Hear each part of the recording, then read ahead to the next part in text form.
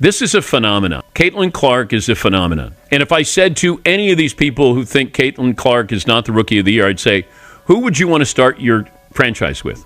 Now, I'm not going to put A'ja Wilson in there. I'm just saying between these two. Angel Reese is a wonderful player, but she does not compare to what and who Caitlyn Clark is. It's been a tough time for Angel Reese recently, as she seems to be facing the cold shoulder from various directions. Angel Reese played a good statistical game last night in a blowout loss to the Phoenix Mercury. And Angel Reese is actually paying the cost at this moment from attaching her brand to Caitlyn Clark's. First, Coach Cheryl Reeve, who, let's be honest, isn't exactly popular around here, flat out rejected Angel at the draft. She basically said, "Nah, girl, we're not drafting you." Looking back, that decision might not have been the smartest move, especially given the performance of the player she did pick. But Reeve was clear as day, giving Angel the Daikem Mutombo finger wag.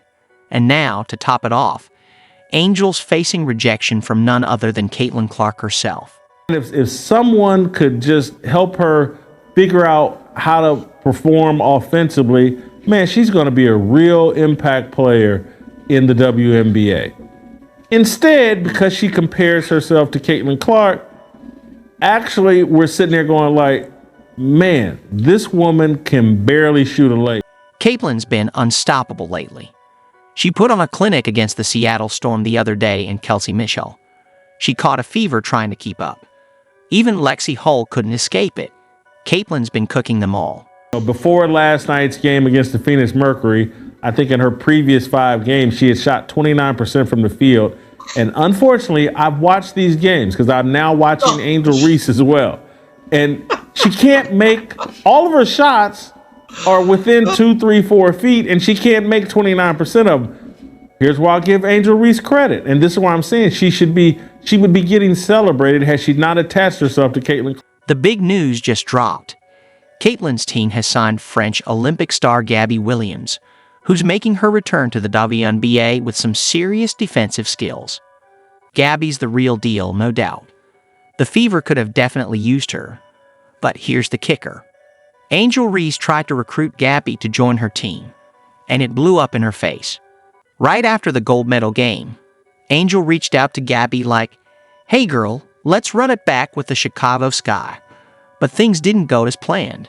If Angel Reese were disconnected from Caitlyn Clark and we just evaluated Angel Reese off of her performance without comparing it to Caitlyn Clark, without having this ridiculous Rookie of the Year conversation, we'd all be sitting here saying like, man, what a great rebounder, energy, defensive player, Angel Reese.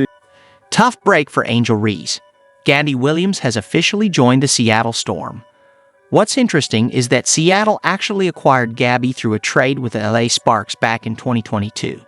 So, while Angel was hoping to bring Gabby to her team, Seattle already had the upper hand. Smart, and she's a survivor. Last night against the Mercury, instead of shooting layups, she started shooting mid-range shots to get her offense going, and it worked. She ended up with, I think, 19 points last night, something around there, or maybe it was 20, I can't remember. Maybe it was 20 points. But she started hitting the mid-range game and face-up shots because she has no chance of getting those layups off against Brittany Griner. But Angel Reese has such an awkward left-handed shot. She shoots it from her shoulder. She doesn't shoot it at eye. It's been quite a journey for Gabby Williams. During that season with the Seattle Storm, she proved to be a crucial asset, starting every game and averaging 7.5 points and 5 rebounds. Her defensive prowess earned her a spot on the all-defensive second team, which was instrumental in the Storm's push to the WNBA semifinals, even though they eventually fell short against the Aces. Fast forward to last year, Gabby rejoined the Storm mid-season after recovering from a concussion sustained while playing in France. Despite facing a stress fracture, she managed to play 10 games, posting solid averages of 8.4 points and 3.8 rebounds. Her decision to sit out the start of the WNBA season to train with the French national team for the Olympics paid off, as she nearly led them to a gold medal. That game-tying shot was heartbreaking with her foot just on the line, but her performance was stellar, leading France with 152 points and averaging 5.8 assists, including a team-high 19 assists. They came so close to breaking Team USA's 60-game Olympic winning streak. As for Angel Reese, it's indeed wild that she's not heading to the Chicago Sky, but instead making a return to the WNBA just in time for the playoffs. The twists and turns of the season are definitely keeping everyone on their toes. Gabby Williams was the most complete player in basketball. Do you still believe that? I do, men and women. Gabby Williams is a stud. The Seattle Storm just got a serious wake-up call from the Fever. And after that game, I was left wondering if the Fever was actually on their way to the WNBA Finals. That's why her stuff gets swatted and when she heaves it at the basket. But her biggest problem is the Caitlyn Clark comparison. She's being destroyed by chasing the Rookie of the Year thing, which she has no chance. So she wants to be a dynamic offensive player, and she's just not right now. She's a great rebounder, great energy, very good player. But comparing herself and attaching herself to Caitlyn Clark is actually destroying Angel Reese. Angel Reese has become a WNBA All-Star, proving herself as a top player despite some debate. She's dominating on the court and making a big impact in the league. My spot, so she can find anyone pretty much anywhere. So I knew when I got it just to do my job and knock it down. And it was Angel Reese was picked 7th overall by the Chicago Sky in April, while the Minnesota Lynx traded down to avoid selecting her. Where Chicago Sky rookie forward Angel Reese was ejected from the game last night against the New York Liberty after drawing consecutive technical fouls. The ejection happened after Reese was called for her 5th foul and was, quote, disrespectfully addressing, end quote, official Charles Watson. Angel Reese is a rising star in the WNBA, drafted 7th overall by the Sky 2 months ago. On Monday, Reese addressed the media following that controversial technical foul on her teammate, Kennedy Carter, who shoved Caitlyn Clark. Cheryl Reeve didn't draft Angel Reese because she felt Reese wouldn't fit her team's style and might disrupt Sylvia Fowles' role. Instead, Reeve chose Alessa Peavy, who's averaging just 6.4 minutes per game compared to Reese, who's almost a starter. This decision has sparked debate, especially since Reeve, a member of the LGBTQ community, seems to prefer players from that community. Meanwhile, Reeve continues to excel, and her performance might make Reeve's choices seem questionable.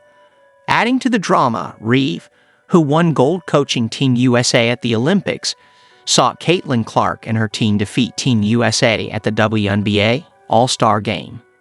If Reeve stays as head coach for Team USA, excluding Reese from the 2028 Olympics could be tough.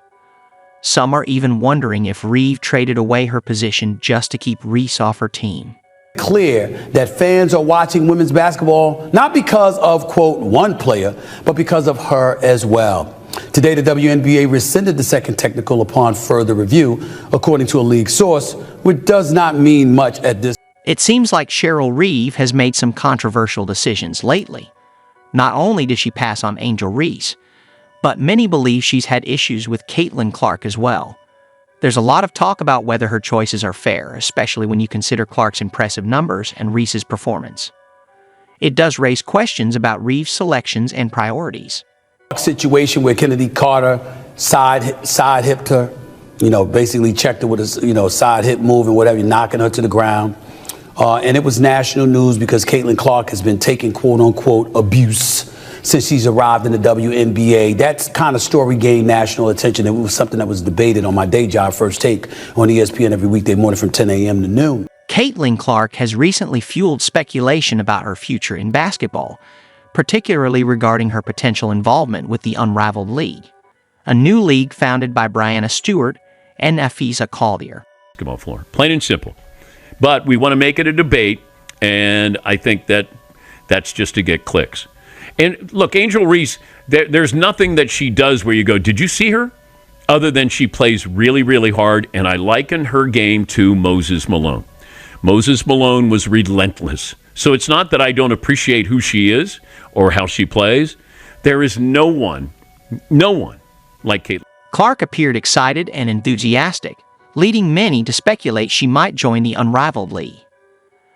However, some question whether she actually needs to play in that league given her current status and success. You know, honestly, I'm just focused on this right now, one thing at a time. Can't always just be moving on to the next. My focus is right. Trying to change the future of women's basketball forever with this new league that you're starting. Tell me about how Unrivaled has come together, and when you think about the concept, what does the future mean? Is this going to become the premier league for women's basketball? 3-on-3, one-on-one, top 30 players. We're going to play 10 weeks in Miami during the W's off season, so we don't have a 7-week gap.